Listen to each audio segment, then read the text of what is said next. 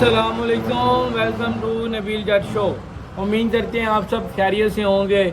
कल था world cup का पहला सेमीफाइनल इंडिया वर्सेस न्यूजीलैंड के दरमियान में। इंडिया ने पहले बैटिंग करते हुए विराट कोहली की सेंचुरी, अय्यर की सेंचुरी और शुभमन गिल के 80 रन की मदद से और के राहुल की थोड़ी अच्छी बैटिंग की वजह से इंडिया ने 50 ओवरों में 398 रन का टारगेट दिया था न्यूजीलैंड को चेस करने के लिए। तो इंडिया जब बैटिंग पर आई थी, टॉस जीतकर पहले बैटिंग करने का फैसला दिया था। बहुत ही आला बैटिंग की उनकी तरफ से। स्टार्टिंग से वही रोहित शर्मा ने अपनी वही धुआंधार इनिंग्स, अपना वही सीन सारा, यानी अच्छी बैटिंग की। अगली टीम पर प्रेशर बनाने की कोशिश की। रोहित शर्मा के आउट होने के बाद वही सीन शुभमन गिल ने जारी रखा, उसने भी यानी कि प्रेशर बनाने की कोशिश की। और विराट कोहली ने कल के मैच में एक बहुत बड़ा रिकॉर्ड बना डाला, यानी कि दुनिया का पहला बैट्समैन बन गया है जिसने ओडीआई हिस्ट्री की 50 सेंचुरियाँ कंप्लीट की हैं। यानी कि हिस्ट्री का पहला बैट्समैन बन गया है जिसने ओडीआई में 50 सेंचुरियाँ की हैं। तो बहुत ही अच्छी परफॉर्मेंस रही है इंडिया की जानिब से। और जब चेस करने पर न्यूजीलैंड आया है तो माजरत के साथ जो सीम और स्विंग बोल्ट और सौथी को नहीं मिल रही थी, वो बुमराह और सिराज को मिल रही थी। बुमराह और सिराज ने अच्छा टफ टाइम दिया, लेकिन विकेट उन्हें कोई ना मिल सकी। अच्छा टफ टाइम तो दिया, लेकिन विकेट मेरा भाई उन्हें कोई ना मिल सकी। उन्होंने 5 ओवर लगभग यानी कि 30 ओवर बना लिए थे तो ही आउट नहीं हुआ था। तो ऐसा ही लग रहा था कि न्यूजीलैंड टफ टाइम देगा चेज में। लेकिन शामी अपना पहले ओवर की पहली बॉल कराने आया और डेवन कॉनवे उसे कवर ड्राइव लगाने दिया और मेरा भाई एज लगा। और क्या ही उम्दा कैच के राहुल ने पकड़ा है। के राहुल बैटिंग में तो आला फॉर्म में नज़र आ ही रहा है, साथ में विकेट कीपरिंग में बहुत ही आला कैच उसने इस वर्ल्ड कप में पकड़े हैं अपने ग्लव्स की मदद से। तो अच्छी परफॉर्मेंस उससे नज़र आ रही है, उससे ग्लव्स की वजह से भी। तो अच्छा कॉम्बिनेशन यानी कि सीन सारा लग रहा है। तो डेवन कॉनवे 30 रन पर, यानी कि टीम का टोटल रन 30 था और डेवन कॉनवे 15 बॉलों पे 13 रन बनाए थे 3 चौकों की मदद से। 3 शॉटें अच्छी तट शॉट लगाई थी। तो मुझे उम्मीद थी तो ये बेहतर होगा, लेकिन कुछ बेहतर नहीं हुआ मेरा भाई। और डेवन कॉनवे शामी की पहली बॉल पर कवर ड्राइव करने दिया और एज लगा और पीछे से के राहुल का बहुत ही अच्छा था। और डेवन कॉनवे के जाने के बाद जो इसका पार्टनर था Sachin Ravindra, combo of Rahul Trevor and Sachin Tendulkar, मेरा भाई वो भी कुछ ना कर सका और 13 रन बनाकर शामी की बॉल पर फिर एज लगा और फिर शामी की बॉल पर फिर एज लगा और के राहुल से एक और अच्छा कैच। यानी कि दोनों विकेटें शामी ने ली और दोनों कैच के राहुल ने पकड़े। तो बहुत ही उम्दा बैटिंग जो कर रहा है के राहुल, उसी ही उम्दा लेवल की वो विकेट कीपरिंग यानी कि कीपरिंग भी कर रहा है। तो बहुत ही अच्छा फॉर्म में तैयार राहुल। तो 2 अर्ली विकेट 39 पे गिरने के बाद केन विलियमसन और ड्रेल मिचेल ने, तो 2 अर्ली विकेट जल्दी गिरने के बाद केन विलियमसन और ड्रेल मिचेल के दरमियान में अच्छी तासी पार्टनरशिप हुई। 39 पे 2 आउट है और 220 तक इनके दरमियान में पार्टनरशिप गई है और अच्छा खासा खेला। ड्रेल मिचेल अच्छा खासा खेला, वो फुली अटैकिंग मूड में नज़र आ रहा था। उसने तो ये 80 बॉलों पर अपनी सेंचुरी भी की। और जो है ना केन विलियमसन, वो आप तो पता क्लासिकल प्लेयर है, तो वो जिस लिहाज से वो खेल रहा था ना, पार्टनरशिप लगा रहा था उसके साथ, वो बिल्कुल ठीक है ना। तो आला किस्म की पार्टनरशिप उन दोनों के दरमियान में लगी है। केन विलियमसन ने अपना रोल निभाया, यानी कि वही स्ट्राइक रोटेट करना, सिंगल डबल पार्टनरशिप लगाना चाहते। पीछे हमारे पास विलियमसन है, चैपमैन है, तो वो अगर थोड़ी तेज तरीन इनिंग्स खेलते तो हमें यानी मैच जीतने तक जा सकते हैं। तो 32 ओवरों में 220 स्कोर था, जो थे बहुत ही अच्छा खासा टोटल था भाई। 32 ओवर में 220 टोटल। तो मैं यही कह रहा था 280, 290, 40 ओवर तक हो गया तो बात बन जाएगी। तो 32 ओवर में 31 ओवर जो कराया था वो बुमराह था। बुमराह की बॉल पर जो है ना केन विलियमसन पुल बॉल करने गया है और जैसे ही उसने बॉल पुल किया शामी के हाथों में सीधा कैच और शामी से वो कैच ड्रॉप हो गया। 2 दफ़ा अटैम्प्ट के बाद शामी से वो कैच ड्रॉप हो गया। हम बात कर रहे थे ये कैच इन्हें महंगा ना पड़ जाए, तो उससे बाद केन विलियमसन ने 1-2 बाउंड्री तो लगाई हैं, लेकिन मेरा भाई शामी फिर आया बॉलिंग करवाने और शामी फिर विकेट ले गया। तो भाईजान 32 ओवर की दूसरी बॉल पर 32वें ओवर की दूसरी बॉल पर केन विलियमसन वही खुद शॉट लगाने गए हैं और बहुत ही आला त्याग पड़ा है वहाँ पे जडेजा ने।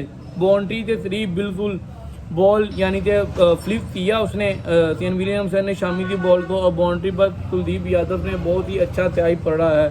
और केन विलियमसन के आउट होने के बाद टॉम लैथम आए हैं जिसने सिर्फ 2 बॉलें खेली हैं। पहली बॉल बीट हुई है और दूसरी बॉल रिवर्स स्विंग हुई है, सीधा पैडों पे लगी और मेरा भाई ठुस और विकेट, यानी 1 ही ओवर में बैट टू बैट 2 विकेटें लेकर उन्होंने मैच का सारा पासा ही शामी ने पलट दिया। जहाँ पर लग रहा था ना न्यूजीलैंड टफ टाइम दे रही है, इंडिया थोड़ा सा प्रेशर में आ रहा है, तो वहाँ पर ही शामी ने ओवर करवाया और 1 ओवर में 2 विकेटें लेकर 4 आउट कर दिए हैं और इंडिया तो वापस मैच में बर्तरी हासिल दी है। यानी कि इंडिया बैकफुट पे तो नहीं गया था लेकिन बराबर पे दोनों आ गए थे, यानी इस लेवल पे आ गए थे, यानी कि मैच अब फंस सकता था।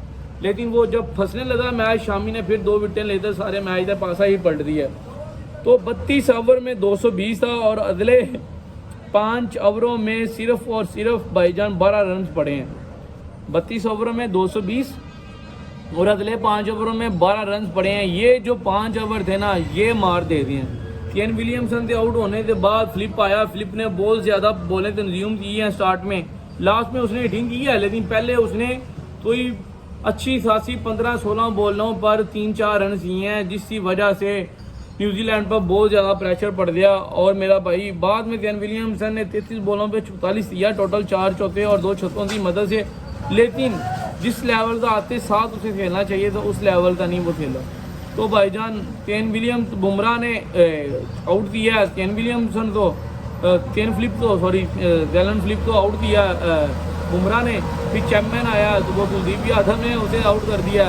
तो ऐसे करते कराते भाईजान शामी ने इस मैच में ऊपर से 4 आउट, टॉप ऑर्डर 4 बैट्समैन उसने ऊपर से आउट किए हैं और 3 नीचे से उसने सेनेटर, वो भी ऑलराउंडर था, अच्छी बैटिंग कर लेता है, और टीम चौथी और बोल्ट तीनों तो आउट करते। शामी वर्ल्ड कप की हिस्ट्री का बेहतरीन बॉलर बन गया जिसने 7 विकेट टेक किए हैं, बेस्ट फिगर भी हैं उससे, और हिस्ट्री का भी बेहतरीन बॉलर बन गया। और शामी मेरा भाई इस वर्ल्ड कप की में बहुत कम मैच जीतकर मेरा भाई 23 विकेट उसने हासिल किए हैं। तो बहुत ही लाजवाब बैटिंग बॉलिंग इंडिया की तरफ से जारी है। और जो शामी ने तबाही मचाई है ना मेरा भाई, शामी वाहिद बंदा है जिसने ये बॉलिंग में मैच उखाड़ कर, यार एक बंदा 7 विकेट ले रहा है तो उस बंदा से बनता है ना, प्लेयर ऑफ द मैच भी उसे दिया गया है। और जिस लेवल की उसने परफॉर्मेंस दिया है ना वो भी भाईजान लेवल उसका भाईजान कोई तोड़ नहीं था। उसकी बॉलिंग था न्यूजीलैंड के पास, और जितनी भी उसने मैच खेले हैं किसी के पास कोई तोड़ नहीं है। पहले मैच में 5, दूसरे मैच में फिर 5, दूसरे मैच में 4, तीसरे मैच में फिर 5, उससे अगले मैच में 3, फिर उससे अगले मैच में 2, अब इस मैच में 7। ओहो तोबा, सोचने वाली बात है। इस लेवल का बंदा ये परफॉर्म कर रहा है और ये बंदा इंडिया की फर्स्ट चॉइस 11 में नहीं था मेरा भाई। पहले मैचेस जो खेले हैं इंडिया ने 3-4 मैचेस, वहाँ पर शामी नहीं था मेरा भाई। इंडिया की फर्स्ट चॉइस शामी तभी नहीं रहा था वर्ल्ड कप में आने से पहले, लेकिन उसने अपनी गेम को इस लेवल का इम्प्रूव किया मेरा भाई। वो इंडिया की अब पहली चॉइस है बॉलिंग में। अगर इंडिया तो विकेट लेनी हो तो शामी तो बॉल दे दें, अगर इंडिया ने आउट करवाना हो तो शामी तो बॉल दे दें, अगर इंडिया ने मैच जीतना हो तो शामी तो बॉल दे दें, इंडिया का मैच फंसा हुआ है वहाँ से मैच निकालना है तो शामी तो बॉल दे दें। शामी ने क्या ही लेवल की मेरा भाई बैटिंग किया और India is the first team to qualify this world cup final. और इंडिया सिर्फ एक स्टेप दूर है वर्ल्ड कप में क्वालिफाई करने के लिए। और इस वर्ल्ड कप तो जीतना कोई टीम डिजर्व करती है, वन एंड ओनली इंडिया। और इंडिया ये वर्ल्ड कप अपने हाथों से कभी नहीं जाने दे रहा, इस बात को नोट कर लें। इंडिया मरेगा करेगा, लेकिन मेरा भाई कभी भी इस मैच को अपने हाथों से नहीं जाने देगा। सिर्फ और सिर्फ 4 मैचों में शामी ने 23 विकेटें हासिल की हैं, 9.3 का एवरेज है मेरा भाई। 6 मैचों में 23 विकेटें मेरा भाई हासिल की हैं। और अभी अंदाज़ा लगा लें 10-10 मैच सेमीफाइनल तो डालकर हुए हैं, जिसमें से पहले 4 मैचेस शामी तो बाहर बढ़ा दिया गया था। 4 मैचेस में इनका मैच ऑस्ट्रेलिया के साथ भी था, इनका मैच पाकिस्तान के साथ भी था, इनका मैच छोटी टीम के खिलाफ भी था। यानी 4 मैचेस में शामी इनकी चॉइस नहीं था, वही शरदुल ठाकुर आता तितर आता पटेल लेते जा रहे थे। मुझे समझ नहीं आ रही थी बुमराह, वो तो हार्दिक पांड्या आउट हो गया, इसी जगह बन गया, नहीं तो इसी जगह बननी ही नहीं थी। तो अगर पांड्या इंजर्ड ना होता तो शामी तो इन्होंने चांस ही नहीं देना था। वो तो शामी की दुर्लत और इंडिया की भी दुर्लत। पांड्या तो ये अच्छा बॉलर था, अच्छा ऑलराउंडर था, अच्छी बैटिंग करता है, लेकिन मैं इस सेंस से कह रहा हूँ एक बॉलर है जिसने 6 मैचों में आपको 23 विकेटें ली हैं। 6 मैचों में 23 विकेटें और 3 दफ़ा प्लेयर ऑफ द मैच वो बंदा है 6 मैचों में से। तो यार ऐसे बैट्समैन तो बाहर तो नहीं बढ़ाया जाता ना भाईजान। बुमराह से अच्छा बॉलर है, सिराज अच्छा बॉलर है, लेकिन इस कंडीशन पर अपनी पिचों पे जो कारनामा शामी सर अंजाम दे रहा है ना, बुमराह और सिराज नहीं दे रहे मेरा भाई। टॉप लिस्ट में बुमराह और सिराज कहीं नज़र नहीं आ रहे। इंडिया की तरफ से टॉप बैट्समैन विराट कोहली है, 714 रन बनाकर 10 इनिंग्सों में, और 6 इनिंग्स में 23 विकेट लेकर मेरा भाई Mohammed Shami top of the table stay कर रहा है। तो India is close to win this world cup. तो आई होप, मैं उम्मीद करता हूँ और मैं ये चाहता भी हूँ, दिली मेरी ख्वाहिश है, इंडिया डिजर्व करती है ये वर्ल्ड कप जीतना, और ये वर्ल्ड कप वो लाजमी जीते। मैच में कह रहा थोड़ा सा फंस फंसा कर हो, तो इतना फंस फंसा कर मैच तो हो ही गया था। 32-33 ओवर तक तो मैच फंस फंसा से हुआ है। तो चलें ठीक है, अच्छा हुआ मैच, और इंडिया फाइनल के लिए क्वालिफाई करने वाली पहली टीम बन गई है। आज है दूसरा मैच, जो तो बहुत ही बड़ा मैच है साउथ अफ्रीका और ऑस्ट्रेलिया के दरमियान में। ऑस्ट्रेलिया एक बहुत ही बैलेंस टीम है और साउथ अफ्रीका भी बहुत ही बैलेंस टीम है। टॉप ऑर्डर दोनों का, अब टॉप ऑर्डर उधर से David Warner, Travis head, Steven Smith level का टॉप ऑर्डर, इधर से डी सुस्त, टविमा बुमा और विडी डजन, ठीक है ना। तो टॉप ऑर्डर बुमा तो निकालकर साउथ अफ्रीका का उनका सेम ही है, लेकिन बुमा इधर इंक्लूड है, परफॉर्मेंस नहीं दे रहा, तो वहाँ पर मैं एज दे रहा हूँ फिर ऑस्ट्रेलिया। तो टॉप ऑर्डर में, मिडल ऑर्डर में जो शख्सियत है ना साउथ अफ्रीका के पास, यानी कि अब मार्जरम आ जाता है, तलासन आ जाता है, मिलर आ जाता है, जेंसन आ जाता है, वहाँ से अब आ जाते हैं इनके पास जॉस एंजलस आ जाता है, मैक्सवेल आ जाता है, मार्कस स्टोनस आ जाता है। तो मिडल ऑर्डर ऑलमोस्ट सेम है, लेकिन मैं एज दूंगा परफॉर्मेंस के लिहाज से साउथ अफ्रीका को, क्योंकि उधर तो सिर्फ मैक्सवेल ने इस लेवल का बड़ा परफॉर्म किया ना, लेकिन इधर से मार्करम ने परफॉर्म किया, डेविड मिलर ने परफॉर्म किया, क्लासन ने परफॉर्म किया, जेंसन ने परफॉर्म किया। तो जो है ना एज कम्पेयर टू, यानी कि ऑस्ट्रेलिया से साउथ अफ्रीका का जो मिडल ऑर्डर है वो ज़्यादा स्ट्रॉन्ग है। बॉलिंग की बात कर लें तो वहाँ पर स्टार्क, एजलवुड, पैट कॉमन्स, यहाँ से मार्को जेंसन, निस्दी, रबादा, सेम यानी क्वालिटी है, दोनों फास्ट बॉलिंग दोनों की सेम है। और यहाँ से पेशवर मिराज आ जाता है, वहाँ पर एडम ज़प्पा आ जाते हैं, दोनों स्पिनर क्वालिटी भी सेम है। और विकेट के लिहाज से तो जम्पात विकेट ज़्यादा है, लेकिन जो डिलीवरी महराज ने ठीक है ना, जो पेशवर मिराज ने जो डिलीवरी कराई है ना इस वर्ल्ड कप में, वो अनबिलीवेबल है। विकेट के लिहाज से जंबा ऊपर है, लेकिन क्वालिटी वाइज बॉलिंग करने में मिराज ऊपर है, केशवर मिराज। फिर ऑलराउंडर उधर मैक्सवेल बॉलिंग करवाता है 10 ओवर अपने, यहाँ से मेरा भाई वो तो टीजे उतराता है। तो टीजे अच्छा खासा एग्रेशन बैटिंग भी कर लेता है, हिटिंग कर लेता है। तो same to same, but my wish South Africa win this match. और ये 60-40 मैं फेवर दे रहा हूँ सौफरीदा को। अगर सौफरीदा तो ये बैटिंग पहले कर ली तो ये 70-30 हो जाएगा फेवर, अगर बाद में दी तो फिर 50-50 है, क्योंकि चेज में ज़्यादातर सौफरीदा फंस रहा है और डिफेंड करने में ये कामयाब हो रहे हैं। तो मैच आज का भी बड़ा मैच है, देखने में मज़ा आएगा। तो मेरे ख्याल में South Africa is a favourite to win this semifinal, पर India is no far away, और South Africa no far away to beat the South Africa. तो मैच बराबर का होगा, टक्कर का होगा, बैटिंग पिच हो तो मज़ा ही आ गया। लास्ट पे मैच आएगा तो मज़ा आएगा। और पाकिस्तान में बहुत ही बड़ी खबर, बाबर आजम ने तीनों फॉर्मेट की कैप्टनसी से इस्तीफ़ा दे दिया, रिज़ाइन कर दिया। मेरा भाई बाबर आजम ने तीनों फॉर्मेट की कैप्टनी छोड़ दिया है। उसने कहा मैं तीनों फॉर्मेट का कप्तान अब नहीं रहूँगा, उसने पीसीबी तो रिज़ाइन कर दिया गया। और ये बहुत ही अच्छा फैसला बाबर आजम। मैं आपको बता रहा था पिछले चंद दिनों में कि वर्ल्ड कप में भी बहुत से लोग, चमचे, घटिया किस्म के जर्नलिस्ट, हमारे क्रिकेटर टीवी पर बैठ के बहुत कर रहे थे बाबर ये, बाबर वो, बाबर ये, बाबर वो, बाबर ये, बाबर वो।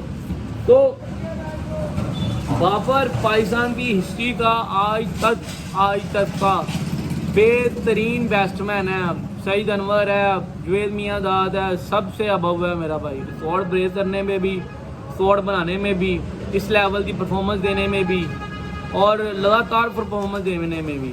उन सभी का आप रिकॉर्ड चेक कर लें, इस लेवल का ना जुवेद मियांदाद ने ना सईद अनवर ने परफॉर्म किया है जिस लेवल का बाबर आजम पाकिस्तान के लिए परफॉर्मेंस दे रहा है। वो अपने दौर के बड़े बैट्समैन थे, लेकिन जो बाबर आजम है ना, ये पाकिस्तान की हिस्ट्री का सबसे बड़ा बैट्समैन है। और इस लेवल का अगर आप इस लेवल के बैट्समैन को अगर आप नीचे दिखाएंगे तो मेरा भाई, मेरे ख्याल में बाबर आजम ने बिल्कुल सही फैसला दिया है। कप्तानी का प्रेशर लेने की बजाय बाबर आजम को चाहिए अपनी सिर्फ बैटिंग पर फोकस करें और बहुत सारे रिकॉर्ड और बनाए, बहुत सारे रिकॉर्ड और तोड़े और बहुत सारे रन और बनाए।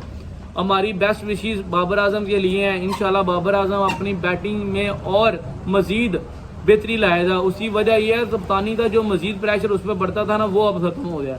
अब वो प्रेशर ख़त्म हो गया। ये सभी बाबर आजम में, बाबर आजम कप्तान अच्छा नहीं है, बाबर ऐसा नहीं है, बाबर आजम ऐसा नहीं है, पाकिस्तान की हिस्ट्री का सबसे बेहतरीन कप्तान बाबर आजम ही ऑलमोस्ट साबित हो रहा है। मैं आपको बाबर आजम के रिकॉर्ड बताता हूँ, आप देखना। ये जो चमचे टीवी पे बैठ के बोलते हैं, इन्हें पता नहीं है या ये लोगों का सही खबरें नहीं पहुँचाते। बाबर आजम का रिकॉर्ड सुने ज़रा अब। बाबर आजम ने T20 मैचेस में 71 मैच उसने कप्तानी दिया, 42 मैच उसने जीते हैं, 23 मैच उसने हारे हैं, 5 मैच लगभग टाई हुए हैं, और 52 बाबर आजम का विनिंग परसेंटेज है। 52 बाबर आजम का विनिंग परसेंटेज है, और ये परसेंटेज मेरा भाई कम नहीं है। अब टेस्ट की बात कर लें, बाबर आजम ने 20 मैच खेले हैं, 10 जीते हैं, 6 उसने हारे हैं, 4 उसने ड्रा दिए हैं। 50 का परसेंटेज है बाबर आजम का, ठीक है ना। अब ओडीआई में आ जाते हैं। बाबर आजम ने 30 मैच खेले हैं और 21 मैच जीते हैं और 8 लॉस किए हैं, 1 टाई हुआ है। 70 का परसेंटेज है विनिंग परसेंटेज बाबर आजम का, ठीक है ना। तो आप बता दें फिर बाबर आजम काम पर मेरा भाई यानी कि स्टेज लाए कर रहा है, मुझे तो समझ नहीं आ रही। 59 बाबर आजम ने ओवरऑल बहुत ही कप्तानी उस लेवल से फैसले नहीं वो उससे हुए, इस बात तो मैं भी तस्लीम करूँगा। लेकिन भाईजान अब कोई बंदा तैयार है ना बाबर आजम कप्तानी में मर गया लूट गया, तो वो बंदा सबसे बड़ा चवल है और सबसे बड़ी चवले मार रहा है, ठीक है ना। आप हाईएस्ट विनिंग परसेंटेज है पाकिस्तान की, ठीक है ना। कैप्टन क्रॉस और फॉर्मेट मिनिमम 50 मैचों में टॉप ऑफ द लिस्ट कौन है? बाबर आजम 63.82 था ठीक है ना। एवरेज है बाबर आजम की, परसेंटेज है जीतने की 63.82, ठीक है ना, मिनिमम 50 मैचों में। तो दूसरे नंबर पर सरफराज, तीसरे नंबर पर वसीम अकरम और चौथे नंबर पर शेम मलक।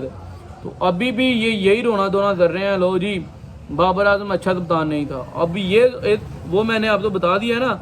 अब ये सुने, पाकिस्तान की हिस्ट्री था 98 से 1982 से 1992 तक, ठीक है ना। इमरान खान ने 187 मैच में कप्तानी दी है और 89 जीते हैं और 67 जो मेरा भाईजान उसने हारे हैं, 8 टाई हुआ था और 26 ड्रॉ थे, ठीक है ना। मिसबाह उल हक ने 151, ठीक है ना, 151 मैच थे मिसबाह उल हक ने कप्तानी दी है, 77 उसने जीते हैं और 60 हारे हैं। 77 जीते हैं, 60 हारे हैं, 2 टाई हैं, 11 ड्रा हैं, ठीक है ना। वसीम अकरम ने 134 मैचों में पाकिस्तान की कप्तानी दी है 1993 से 2000 तक। 78 मैच उसने जीते हैं, 49 मैच वो आ रहा है, 2 टाई हुए हैं, 5 ड्रा हुए हैं। बाबर आजम ने 133 मैचों में उसने मेज़बानी की है पाकिस्तान की, 78 उसने जीते हैं, 43 उसने हारे हैं, 8 टाई हुआ है, 4 ड्रा हुए हैं, ठीक है ना। और विनिंग जो है ना, विनिंग परसेंटेज वो सबसे ज़्यादा 1.81 था मेरा भरा। तो अब मुझे नहीं पता बाबर आजम की कप्तानी किस लिहाज से बुरी थी, और बंदे मुझे दिखा दें जो ऐसी ऐसी बातें कर रहे हैं।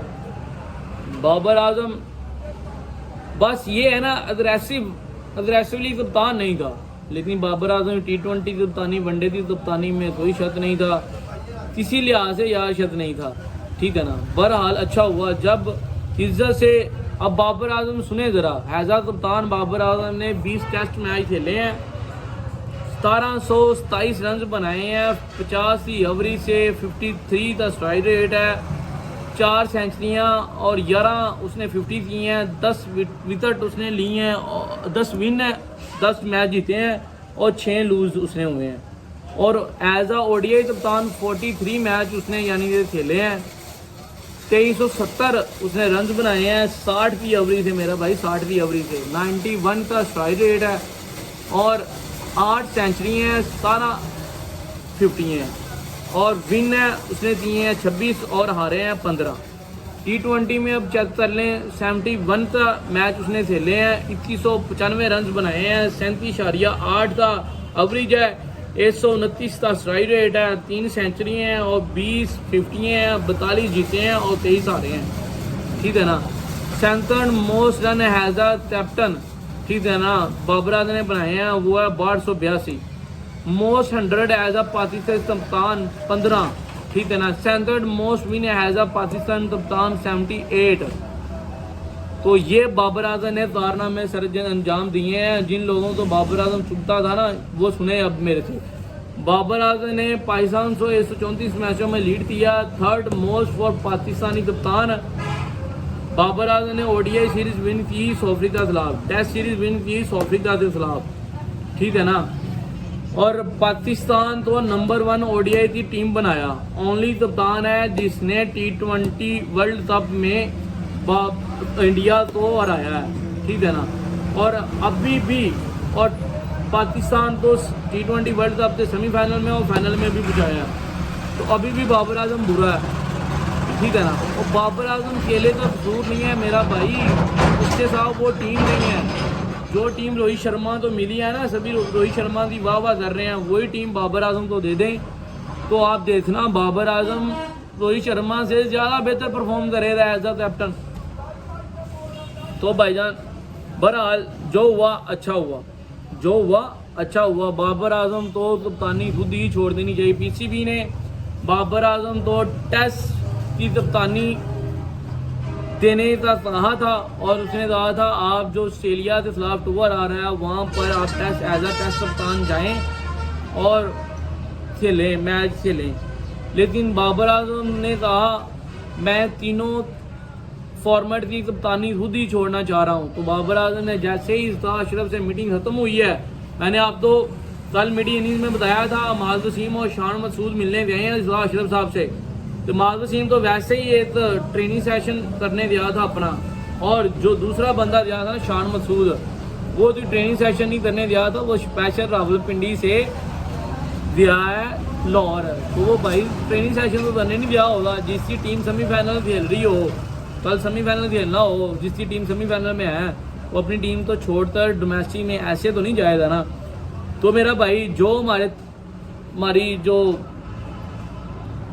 दिमाग तैयार रहा था ना, छठी तैयारी थी, तो वो इस बात हुई साबित।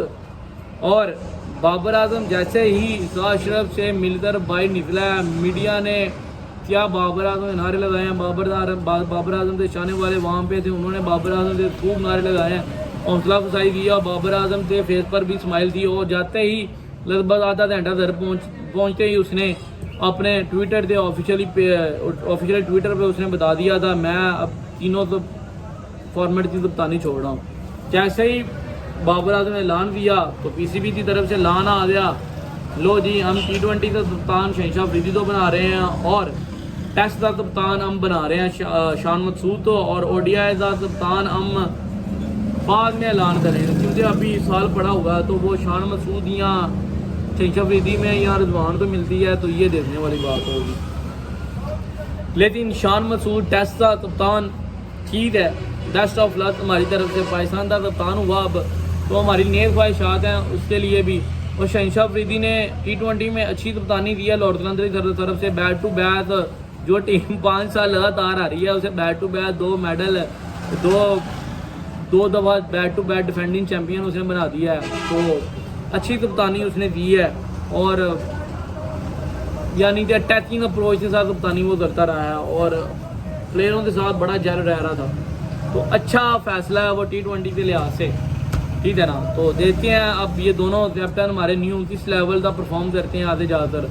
और मोहम्मद हफीज़ तो टीम डायरेक्टर के साथ साथ कोच भी बना दिया गया पाकिस्तानी टीम का, यानी हेड कोच कह लें। तो वो टीम डायरेक्टर की जॉब तो जो सर अंजाम दे रहे थे अपने विकी आसर वो भी सर अंजाम देंगे, और एज ए हेड कोच भी सर अंजाम देंगे। उमर दोल तो यानी कि पोस्ट मिल रही है बॉलिंग कोच की, जो खबरें आ रही हैं अभी ऑफिशियली अनाउंस नहीं हुआ लेकिन खबरें आ रही हैं, ठीक है ना। तो और जो वाबर आज़म है वो चीफ सेलेक्टर बनने जा रहा है, और जो हमारे पास सुहेल तनवीर है वो जूनियर टीम का सेलेक्टर बनने जा रहा है। तो बहुत सारी खबरें PCB में चल रही हैं बहुत ज़्यादा। तो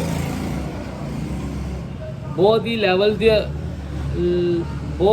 लेवल का ना सीन चल रहा है अभी तक PCB में। तो ये हमारे ना हर दफ़ा होता है, जब भी हम किसी भी टूर्नामेंट में फेल होते हैं ना, तो हमारे कप्तानों को हमारी फारग कर दिया जाता है। अब 2003 में वसीम अकरम था, लो जी वर्ल्ड कप तो उसे यानी कि निकाल दिए थे। 2007 में जब वर्ल्ड कप बाहर हुए हैं ग्रुप स्टेज से और आ रहे थे लगभग नीदरलैंड से, जिम्बाब्वे से, जो छोटी टीम से आ रहे थे, इमामुल हक कप्तान था, हमारा कोच भी जो हेड कोच था ना, तो उसी टूर्नामेंट के दौरान वो इंतकाल कर रहे थे।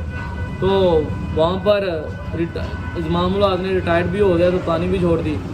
शायद अफरीदी 2011 में T20 वर्ल्ड कप की लगभग बात है, तो वहाँ पर उसे निकाल दिया गया। मिसबाह ने 2015 में रिज़ाइन कर दिया, सरफराज अहमद ने 2019 में यानी T20 के बाद रिज़ाइन कर दिया वर्ल्ड कप के बाद, और अब बाबर आजम ने वर्ल्ड कप के बाद मेरा भाई रिज़ाइन कर दिया।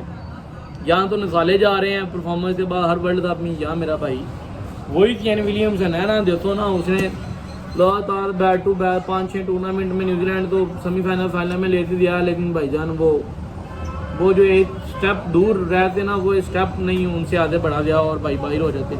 तो वो कप्तान अनलकी है और बाबर आजम को कप्तानी नहीं आती।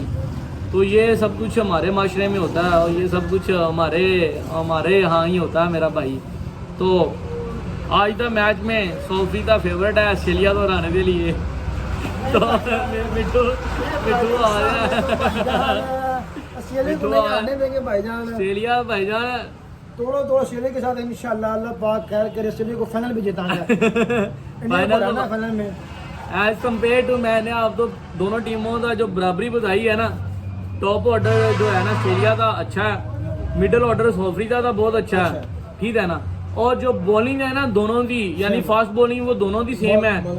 मेरे लिहाज से साउथ अफ्रीका की बॉलिंग अच्छा परफॉर्म कर रही है fast as compare to Australia की परफॉर्मेंस, क्योंकि ना स्टार तो स्टार्टिंग से विकेट लेते दे रहा है, ना हैजलवुड तो ऊपर से विकेट लेते दे रहा है। यहाँ पर मैथ्यू जॉनसन रुबादा और निधि ऊपर से विकेट निकालते दे रहे हैं। वहां पर जंपा इनके पास स्पिनर है, जंपा ने विकेट ज्यादा ली हैं, लेकिन जो तेश्वर मिराज ने बॉलिंग करवाई ना पूरे वर्ल्ड कप में, ऐसी डिलीवरी उसने फेंकी है जो थी अनप्लेएबल थी।